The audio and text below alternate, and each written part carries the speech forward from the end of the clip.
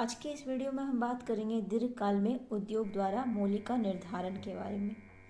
तो उद्योग के दीर्घकालीन पूर्ति वक्र का स्वरूप जो होता है इस बात पे निर्भर करता है कि उद्योग में उत्पादन में कौन सा नियम क्रियाशील हो रहा है।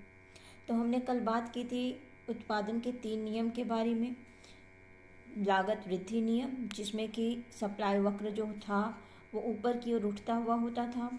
एक लागत समता नियम था, जिसमें कि सप्लाई कर्व जो था वो पैरेलल होता था और समानांतर होता था। और एक लागत जो ह्रास नियम था उसमें पूर्ति वक्र जो था सप्लाई कर्व नीचे की ओर गिरता हुआ होता था। तो इसी बात से हम निर्भर करेंगे कि उद्योग द्वारा मूल्य का निर्धारण होता है किस पर डिपेंड करता है दीर्घकाल में। तो उद्योग में उत्पादन में कौन सा नियम क्रियाशील हो रहा है हम इस फिगर के माध्यम से जानेंगे। पहले फिगर में लागत वृद्धि नियम उद्योग में क्रियाशील हो रहा है, दूसरे फिगर में लागत समता नियम क्रियाशील हो रहा है उद्योग में, और तीसरे फिगर में लागत ह्रास नियम उद्योग में क्रियाशील हो रहा है।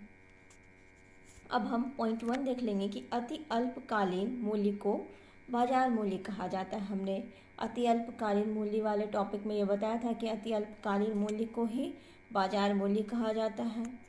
दूसरा है दीर्घकालीन मूल्य को सामान्य मूल्य नॉर्मल प्राइस कहते हैं। तो अति अल्पकाल बाजार के बारे में हमने बात की थी टॉपिक में। अब अति अल्पकालीन मूल्य के बारे में हमने यहाँ पे बात की है कि अति अल्पकालीन मूल्य को बाजार मूल्य कहा जाता है। जिस प्रकार अति अल्पकाल को हम लोग बाजार काल कहते थे, उसी तरह अति अल्पकालीन मूल्य को बाजार मूल्य कहते हैं और दीर्घकालीन मूल्य को सामान्य मूल्य या नॉर्मल प्राइस कहते हैं। तो ये था आज का हमारा टॉपिक। आई होप कि आप लोगों को अच्छा लगेगा। Thank you for watching my video and please like and subscribe. Thank you.